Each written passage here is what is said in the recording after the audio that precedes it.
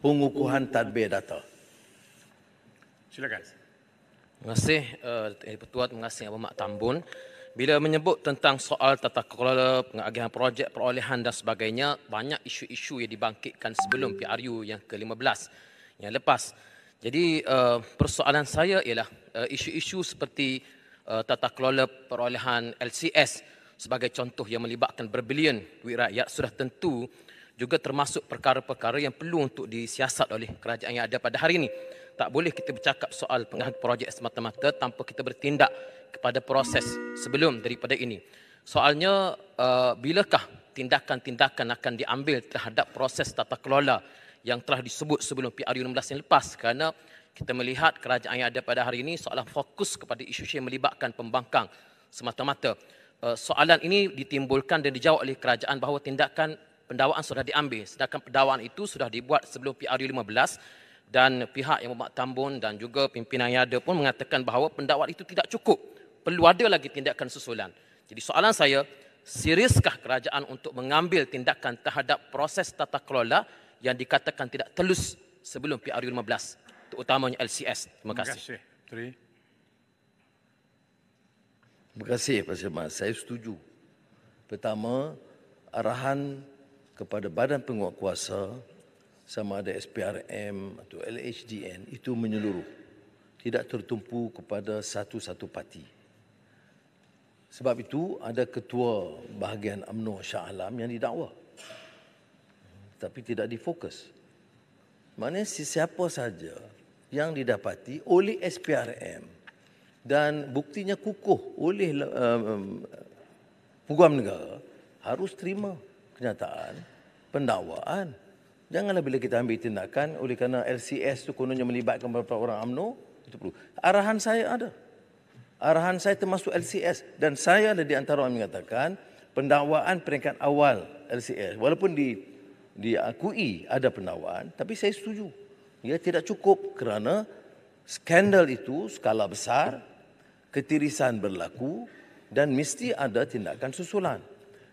Jawapan yang diberi oleh SPRM, dia kata peringkat kedua itu mereka akan teruskan. Tapi bukan urusan saya, Yang Berhormat Pak Semas, untuk mendalami dia tanya selebih daripada itu. Dan nanti kalau saya buat begitu, ada lagi tuduhan pendakwaan terpilih. Tapi saya tegaskan di sini, ya, di Parlimen, bahawa siasatan mesti diteruskan dan termasuk LCS kerana saya rasa tindakan yang sebelum ini tidak cukup untuk membongkar dan bertindak kepada orang-orang yang lebih utama yang dikatakan terlibat. Jadi biar siasatan itu diteruskan. Dan saya mengambil kesempatan juga untuk menjelaskan, kita bercakap soal keadilan. Kita tolak kezaliman dan fitnah. Ya? Jangan hukum orang tanpa bukti. Maka kalau ada tindakan, jangan hukum saya. Jangan guna ayat Quran hukum saya. Zalim dan campur tangan. Ya, saya nak beritahu pimpinan di sana. Ya, sudah boleh jerit yang saya suka hati. Saudara kena ingat sebagai seorang Muslim bertanggungjawab. Adakah saudara yakin ada bukti bahawa Anwar campur tangan untuk mendakwa sesiapa? Kalau tidak, zalim jawabnya. Guna nama agama dan fitnah orang. Sebut nama saya. Saya tidak campur. Boleh tanya SPRM dan Peguam Negara. Malah arahan kepada mereka saya kata apa? Tuanku pun dengar. Apa arahan saya? Saya kata apa pun tindakan berdasarkan fakta dan bukti kuat saya sokong. Ya. Tetapi jangan enayai, jangan ada satu alasan yang longgar yang boleh dicabar dan dipertikai. Dan saya tidak mahu. Saya beritahu begitu. Soal nak kecam dari segi politik, boleh kecam. Tetapi ingat, jangan kita guna kedudukan untuk, pertama, salah. Perdana Menteri jangan guna kedudukan untuk mengenayai. Kalau bukti ada, naya macam mana? Saya tidak peduli. Ada orang kata, oh, timbalan Perdana Menteri. Timbalan Perdana Menteri ada. Kes masih di mahkamah. Saya tidak campur. Boleh tanya Ketua Hakim Negara. Boleh tanya Peguam Negara. Bila saya campur minta dikurangkan atau ditarik balik pertuduhan. Soal tomahan, kita jangan mudah untuk menghukum. Ya. Saya bukan kelas politician yang murah begitu rupa. Ini saya nak tegaskan di sini. Terima kasih. Saya mohon satu soalan tambahan. Mohon satu yang Mak Menteri. Saya nak mohon satu soalan. Ya, saya bagi Kementerian satu soalan ya. Terakhir. Terima kasih. Pertama sekali saya sambut baik tentang lawatan yang Mak Menteri ke Johor Bahru. Johor melawat kawasan banjir dan sebagainya. Dan telah pun mengumumkan satu projek yang perlu disegerakan, dan saya fikir ini satu keputusan yang selaras dengan apa yang telah kita laksanakan sebelum ini.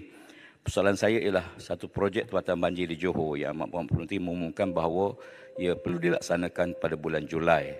Persoalan saya ialah apakah dia melalui tender terbuka? Tentunya tidak, sebab dia akan masa sekurang-kurangnya 6 bulan. Apakah dirunding terus dan syarikat mana yang projek tempatan banjir di segamat tersebut? Terima kasih. Sila Menteri. Kubang Krian, tanya begitu baik-baik, saya okey. Maknanya, Kubang Krian ingin mengetahui apakah sudah diluluskan.